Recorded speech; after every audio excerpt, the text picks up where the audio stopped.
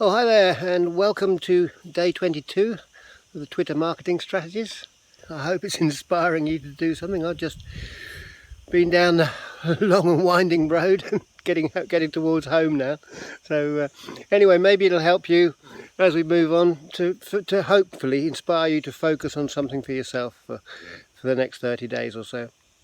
And then, talking of focus, another thing to do, if you notice, the top marketers will always focus on one thing. It could be email marketing, it could be CPA marketing, it could be an Amazon mini site, or if you're building websites, instead of website designer, it could be websites for landscape gardeners or car dealerships or whatever. So focus and narrowing down on your niche will give you better results than if you try to go too broad. So that's my affiliate marketing tip for today. Go narrow, not broad.